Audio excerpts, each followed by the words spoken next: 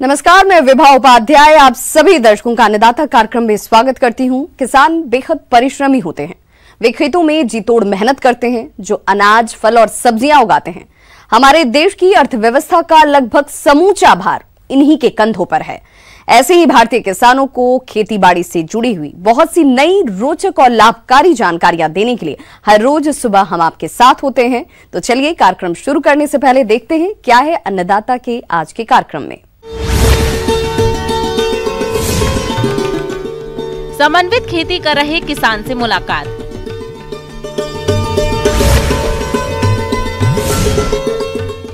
मोन बक्सों में मधुमक्खियों की देखरेख पर जानकारी। वर्तमान में लघु और सीमांत किसानों की संख्या अधिक है, जिनके पास खेती के लिए जमीन कम है, जिसमें खेती करके वे अच्छी आय नहीं ले पा रहे हैं। ऐसे किसान समन्वित कृषि अपनाएं। ये ऐसी तकनीक है जिसे अगर आप अपनाते हैं तो कम क्षेत्रफल से अधिक आय कमा सकते हैं। कुछ ऐसा ही करके अच्छा लाभ कमा रहे हैं एक प्रगतिशील किसान जगदीश प्रसाद यादव। तो चलिए मिलते हैं उनसे और जानते हैं समन्वित खेती पर उनके अनुभव। जैसा कि हम सुनते आए हैं कि पारंपरिक खेती एक नुकसान का सौदा होता है, तो उस भ्रम को तोड़ने के लिए मैंने ये तकनीक अपनाई है। तो जितने भी हम खेती के जो प्रोडक्ट करते हैं वो एक दूसरे के लिए सहयोगी साबित हो, इस हिसाब से मैंने ये सेटअप किया है। तो मेरी छोटी जोत है, करीब 3 एकड़ मेरे पास खेत है। देश में दिन प्रतिदिन बढ़ती जनसंख्या और घटती कृषि जोत एक विकट समस्या है और इस समस्या का समाधान है समन्वित खेती। इस प्रणाली में फसल उत्पादन, मवेशी पालन, बागवानी तथा सब्जी उत्पादन और अन्य कृषि सह व्यवसाय को इस प्रकार समेकित किया जाता है कि वे एक दूसरे के पूरक हों, जिससे संसाधनों की क्षमता, उत्पादकता एवं लाभप्रदता में पर्यावरण को सुरक्षित रखते हुए वृद्धि की जा सके। कुछ ऐसा ही कर रहे हैं ये किसान भाई और अच्छा लाभ भी कमा रहे हैं। मेरी छोटी जोत है, करीब 3 एकड़ मेरे पास खेत है। तो उसमें मैंने 3 हिस्सों में मैंने उसको डिवाइडेशन किया है। एक हिस्से में मैंने बगीचा लगा रखा है, जो आंवले हैं, उसमें बील भी हैं, करुंदे हैं, नींबू हैं। और दूसरे हिस्से में मैंने पोली हाउस लगाया है, जिसमें आच्छादित खेती होती है। उस संरक्षित खेती करता हूँ, उसमें खीरे की करता हूँ और शिमला मिर्च की। और उसके अलावा जो तीसरा हिस्सा है, उसमें मैं जो पारंपरिक खेती है वो करता हूँ, जिसमें जो गेहूँ है और बाजरा है, सरसों है और पशुओं के लिए चारा वगैरह है। तो इस हिसाब से मैंने उस पूरे खेत को 3 हिस्सों में बांटकर उसको बराबर हिस्सों में बांट दिया और 3 हिस्सों में उसमें प्रोडक्शन लेता हूँ। तो एक हिस्से का प्रोडक्शन दूसरे के लिए सहयोगी साबित कैसे हो, उस हिसाब से मैंने ये सेटअप किया है। तो जैसे पारंपरिक खेती करता हूँ तो उसमें जो गेहूँ बाजरा जो भी लगाता हूँ तो उसमें अनाज पैदा होता है और पशु चारा भी पैदा होता है। तो वो मैं पशुओं के लिए उसको बांट के रूप में काम में लेता हूँ और हम परिवार के लिए उसको अनाज के काम में लेते हैं। और जो पशुओं का जो प्रोडक्शन होता है, दूध है या फिर गोबर है, तो वो अन्य फसलों के लिए काम में आता है। उसी हिसाब से जिस तरह से खेती का प्रोडक्शन पशुओं के काम में आता है, तो उसी तरह से पशुओं का प्रोडक्शन खेती के काम में आ जाता है। और इसके अलावा जो पोली हाउस लगा रखा है, उसका जो पानी एकत्रित होता है तो पोली हाउस में भी काम में आता है। और उसके अलावा जो अन्य फसलें हैं उसमें भी सिंचाई के काम में उसको लेता हूँ। तो इस तरह से एक दूसरे से सहयोगी ये हैं। और सोलर लगा रखा है, तो सोलर का जो सिस्टम है वो फार्म पॉन्ड से पानी उठाकर खेतों में सप्लाई किया जाता है। और जो बची हुई बिजली होती है, जो दिन में हम जब काम में नहीं ले रहे होते हैं, तो उसका जो बिजली का उसको मशीन लगाकर मैं घरेलू काम में भी लेता हूँ। इस तरह से आपस में सभी धंधे जुड़े हुए हैं। तो एक खर्चा बचाने का एक सीधा सा उपाय यह है कि उसमें खेती का जो खर्चा है वो बिल्कुल न्यूनतम हो जाता है। समेकित खेती की प्रणाली में एक उद्यम दूसरे उद्यम पर निर्भर रहता है। समेकित कृषि प्रणाली में कई घटकों को एक निश्चित अनुपात में रखा जाता है, जिससे विभिन्न उद्यम आपस में संपूरक एवं आसान संबंध स्थापित करके कृषि लागत में कमी लाते हुए आमदनी और रोजगार में वृद्धि कर सके। इसी को ध्यान में रखते हुए ये किसान भाई अपनी सूझबूझ और कठिन मेहनत करके समन्वित कृषि प्रणाली से सालाना लाखों रुपए कमा रहे हैं। तो चलिए जानते हैं समेकित खेती से होने वाली आमदनी, खर्च और शुद्ध मुनाफे के बारे में खुद उन्हीं से। इस तरह से आपस में सभी धंधे जुड़े हुए हैं, तो एक खर्चा बचाने का एक सीधा सा उपाय यह है कि उसमें खेती का जो खर्चा है वो बिल्कुल न्यूनतम हो जाता है, और जो प्रोडक्शन हमें मिलता है, दूध है, इसके अलावा कुछ मात्रा में अनाज भी बिक जाता है, और जो पोलिया उसका प्रोडक्शन होता है करीब सालाना 10 लाख रुपए का जो प्रोडक्शन हो जाता है वो हमारी शुद्ध बचत आ जाती है। उसके अलावा जो बगीचे में जो आंवले हैं, बील हैं, नींबू वगैरह हैं, उनका जो बिक्री होती है वो भी हमारी सीधी बचत में आ जाती है, और जो उनका जो खर्चा देना होता है खाद वगैरह का वो हमारे घर में ही उपलब्ध हो जाता है पशुओं से। और इसके अलावा जो पशुओं के लिए चारा और बांट आदि है वो खेतों में उत्पादित हो जाता है। इस तरह से हम एक दूसरे से जुड़े हुए काम को दूसरे धंधे के में मतलब उसका प्राइमरी उत्पाद के रूप में काम में लेते हैं। जहाँ तक सालाना बचत की बात है तो मुझे खेती से करीब जो आंवले हैं उससे मुझे करीब 1 लाख रुपए का इनकम होती है टोटल। उसमें करीब 20,000 रुपये का छोटा मोटा खर्चा हो जाता है खाद दवाई वगैरह का। और उसके अलावा जो खेती में जो गेहूँ अनाज पैदा होता है वो हमारे पशुओं को काम में आता है, उसमें बिक्री बहुत कम हो पाती है। और जो पशुओं से दूध उत्पादित होता है उसमें हम घर में काम में लेने के बाद में करीब 10 लीटर रोजाना का हम दूध बेच देते हैं, तो इस हिसाब से करीब 500 रुपये रोजाना का दूध बिक्री हो जाती है। तो सालाना करीब 1.5-2 लाख रुपए के करीब दूध की बचत हो जाती है।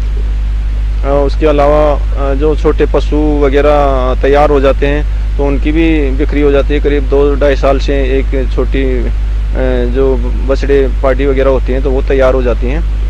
सालाना करीब एक पशु हम नया पैदा हो जाता है तो उसकी वो भी करीब 50-60 हज़ार रुपये या 80,000 रुपये तक का एक पशु बिक जाता है, तो एक वो अलग से बचत हो जाती है हमारी।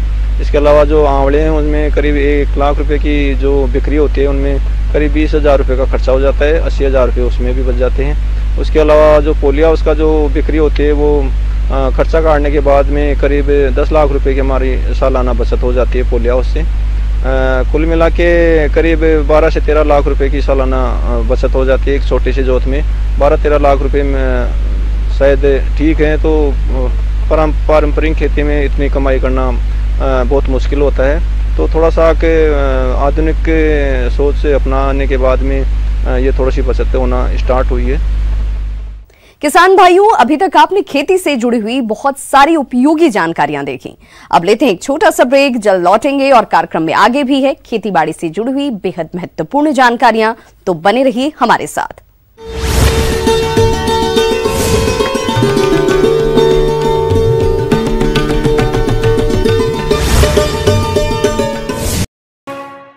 ब्रेक के बाद आप सभी दर्शकों का अन्नदाता में एक बार फिर से स्वागत है। चलिए रुक करते हैं अपनी अगली कड़ी की ओर। पर लुत्फ हो रही है। बाजार में शहद और इसके उत्पादों की बढ़ती मांग के कारण मधुमक्खी पालन अब एक लाभदायक और आकर्षक व्यवसाय बन रहा है और इसे किसान अपनाकर लाखों की कमाई कर रहे हैं। तो जो लोग इस व्यवसाय को अपनाए हैं वे अपने मोन बॉक्सों का विशेष ध्यान रखें, जिस पर जरूरी जानकारी दे रहे हैं डॉक्टर रामाश्रित सिंह। कि मधुमक्खी परिवार को जो हम लेते हैं वो परिवार में आपको देखना है कि रानी नई है और गर्भित है। गर्भित रानी की ये पहचान है कि वो एक घर में एक ही अंडा देगी या उसका टीप जो है उदर भाग का फूला हुआ रहेगा।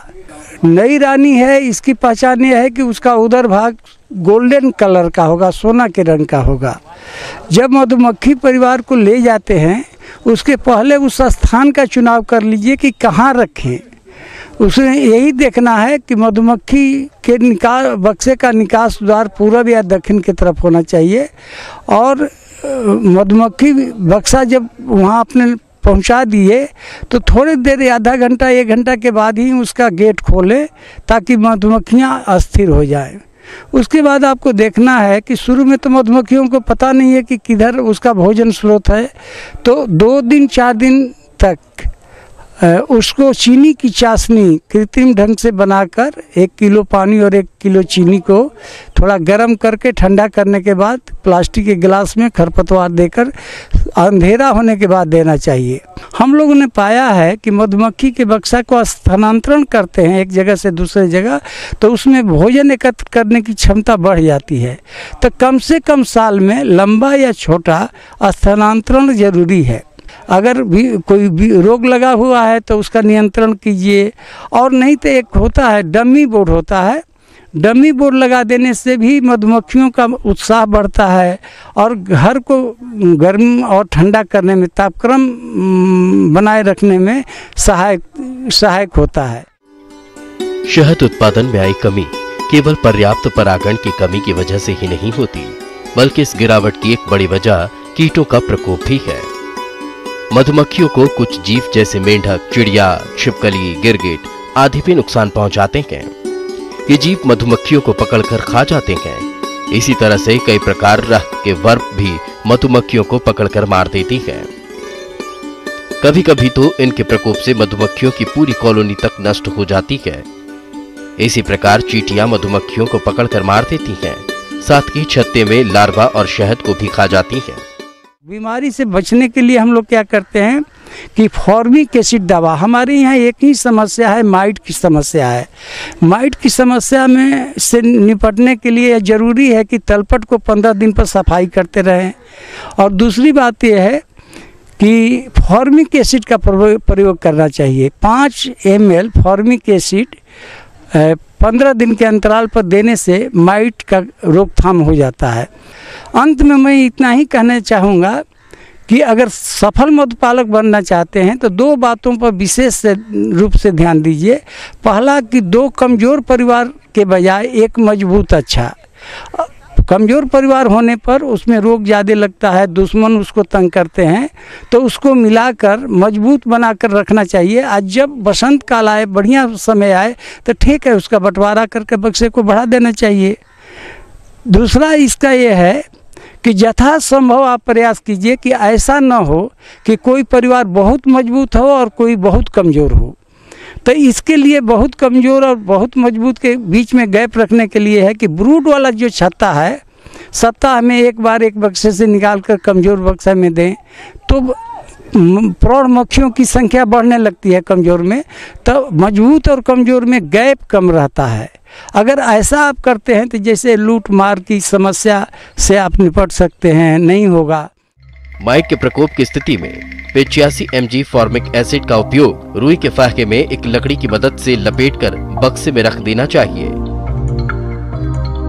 जिससे इसकी गंध से कीटों से छुटकारा पाया जा सके। इसके अलावा ऐसी जगह जहां पर कीटों का प्रकोप ज्यादा होता है, वहां पर मधुमक्खियों को परागण के लिए पलायन न करें। माइट कीट से प्रभावित मधुमक्खियों के अंडे और लार्वा वाले छत्ते स्वस्थ मधुमक्खियों से दूर रखने चाहिए। मधुमक्खियों को भोजन में पर्याप्त पोषक तत्व उपलब्ध कराएं। मधु बॉक्सों के स्टैंड के नीचे कटोरियों में पानी भरकर रखें। इससे चींटियों का प्रकोप नहीं होगा। वर्प को पकड़कर तुरंत मार दें। साथ ही छिपकली, मेंढक और चिड़ियों से भी बचाव करें। तो ऐसे मोमी पतंग या कीट से बचना चाहिए। चूँकि मधु मिठास है बक्से में, तो चीटा चीटी का प्रकोप तो स्वाभाविक है, इसलिए मधुमक्खी के बक्सा को स्टैंड पर रखें। अगर ज़्यादा कहीं आक्रमण हो रहा है तो स्टैंड में चिपचिपा चीज़ कुछ लगा दें ताकि चीटी और ये सब बक्से के अंदर ना जाए। इस तरह से शत्रुओं से बचाना जरूरी है। आगे और भी है खेती बाड़ी से जुड़ी हुई बहुत सी रोचक जानकारियां, पर यहां रुकेंगे एक छोटे से ब्रेक के लिए, जल्द होंगे हाजिर।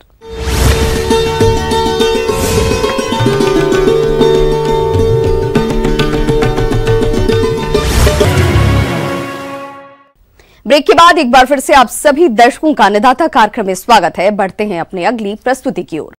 हमारे राज्य के बहुत से किसान भाइयों ने गेहूं की खेती की है। उनकी फसल बढ़वार की अवस्था पर है और आगे भी फसल की अच्छी बढ़वार हो, उसके लिए जरूरी है कि पानी की उपलब्धता के अनुसार फसल की क्रांतिक अवस्थाओं पर सिंचाई की जाए। तो किसान भाइयों, आप गेहूं की फसल से अधिक पैदावार लेने के लिए सिंचाई कब कब करें, इस बारे में बता रहे हैं कृषि वैज्ञानिक डॉक्टर विनोद। गेहूं ऐसी फसल है रबी की जिसमें सिंचाई का बहुत अधिक महत्व है और बिना पानी के कोई पोषक तत्व पौधा नहीं ले पाता है, इसलिए पानी का अधिक महत्व है। और एक बार जब बोते हैं तो उसमें एक पहली सिंचाई गेहूं में किसान को ध्यान रखना चाहिए। पहली सिंचाई आप 21 से 25 दिन के भीतर, जो कि मुकुट जड़ निकलने की अवस्था है, उसमें जरूर करनी है। किसान भाइयों, पौधों की बढ़वार के लिए प्रत्येक अवस्था में पानी की आवश्यकता पड़ती है। वैज्ञानिक परीक्षणों से यह पता चलता है कि पौधों के जीवन चक्र में कुछ ऐसी अवस्थाएं होती हैं जिस पर सिंचाई न करने पर हानि पहुंचती है। यह अवस्थाएं सिंचाई की दृष्टि से क्रांतिक अवस्थाएं कहलाती हैं। पानी की उपलब्धता के अनुसार किसान को गेहूं की फसल में सिंचाई इस तरह से करनी चाहिए। अब यदि आपको जितने पानी का प्रचुर मात्रा उपलब्ध हो तो आप 6 सिंचाई तक जा सकते हैं। पहला सिंचाई तो 21 से 25 दिन पे नॉर्मली गेहूं जो है 10 नवंबर से बोने लगते हैं, तो 10 नवंबर से बोया तो 20-21 दिन पे मतलब लास्ट आप नवंबर में आप सिंचाई देंगे। इसी तरह सिंचाई के उपरांत पोषक तत्व का, नाइट्रोजन का स्पेशली आपका उपरिवेशन कर देना है। और एक तो ये है कि गेहूं में हम लोग स्पेशली अवस्था को ध्यान में रख के ही देते हैं, लेकिन वो एक हम लोग कहते हैं कि मौसम को भी ध्यान में रखना चाहिए। मौसम यदि वर्षा हो गई तो हम जितनी वर्षा हुई उतना या तो कम से पानी देंगे, अन्यथा पानी खेत में ये ध्यान रखना है खेत में पानी ना लगा रहे। पानी यदि लग जाए, आप सिंचाई दिए तो जिस जगह लग जाएगा उस सबका आपका हानि होगी, वहाँ का पोषक तत्व भी मिट्टी के तर में चला जाएगा और उसका हवा का संचार अच्छा नहीं होगा तो देखिएगा पत्ते पीले पड़ने लगते हैं। इसलिए किसान भाइयों, गेहूं की फसल में पहली सिंचाई मुख्य जड़ बनते समय 20 से 25 दिन पर करें। दूसरी सिंचाई कल्लों के विकास के समय 40 से 45 दिन पर करें। तीसरी सिंचाई तने में गांठ पड़ते समय 60 से 65 दिन पर। चौथी फूल आते समय 80 से 85 दिन पर। पांचवी दानों में दूध पड़ते समय 100 से 105 दिन पर। और छठी सिंचाई बालियों में दाना सख्त होते समय 115 से 120 दिनों पर करनी चाहिए। गेहूं में सबसे ज्यादा नुकसान मुख्य जड़ बनते समय सिंचाई न करने से होता है। जिन किसान भाइयों के पास पानी केवल एक सिंचाई के लिए उपलब्ध है तो यह सिंचाई मुख्य जड़ के विकास की अवस्था में कर देनी चाहिए, जो बुआई से 21 दिन पर करनी चाहिए। लेकिन यदि 2 सिंचाई की आवश्यकता उपलब्ध हो तो दूसरी सिंचाई आप पहली तो जो कहे मुकुट जड़ अवस्था निकलने की अवस्था 21 से 25 के भीतर में, और दूसरी जब दुधिया अवस्था में या ये बूट गाभा निकलता है उस समय आप सिंचाई करें, यदि 2 ही सिंचाई उपलब्ध हो। यदि 3 सिंचाई उपलब्ध हो तो आपको जब कल्ले से में गांठ बनने लगता है तो उस समय डंठल में गांठ बनने लगता है तो उसको कहते हैं जॉइंटिंग स्टेज, उस समय करनी चाहिए। लेकिन जैसे ही फूल हो तो आपको तब फूल आने की अवस्था पे सिंचाई देने की आवश्यकता नहीं है। यदि 4 सिंचाइयों की सुविधा है तो सिंचाई मुख्य जड़ बनते समय, तने में गांठें बनते समय, बाली निकलते समय तथा दानों में दूध बनते समय करनी चाहिए। गेहूं की फसल में ड्रिप या स्प्रिंकलर से सिंचाई करने पर पानी की बचत होने के साथ साथ समय और श्रम की बचत होती है और गेहूं की पैदावार भरपूर मिलती है। अच्छा, ये एक और है कि हम लोग कहते हैं कि सिंचाई किसी भी फसल में 3 तरह के ध्यान में रखें। मिट्टी में नमी है कि नहीं। अब मान लिया धूप खूब नहीं निकलती है तो आपका थोड़ा ज़्यादा दिन जाएगा, तो आप क्या करें, खेत में जाएं और जितना दूर तक जड़ जाता है उतना दूर का मिट्टी खुरपी से निकाल करके गोला बनाएं और उसको थोड़ा सा टॉस करें और हाथ पे आवे तो आपको नहीं टूटता हो तो आप नहीं दें। यदि टूट जाता है तो तुरंत सिंचाई दें। ये ध्यान में रखना चाहिए किसान को, तो ये नमी को भी ध्यान में रखना है। तो ये ध्यान में मिट्टी के आधार पर इसलिए कहते हैं, जैसे यंत्र है टेंसियोमीटर, टाइम डोमेन रिफ्लेक्टोमीटर, लेकिन वो आप नहीं कर सकते हैं, लेकिन ये तो आप कर सकते हैं। इस तरह आप सिंचाई सही सम्यक रूप से दे सकते हैं।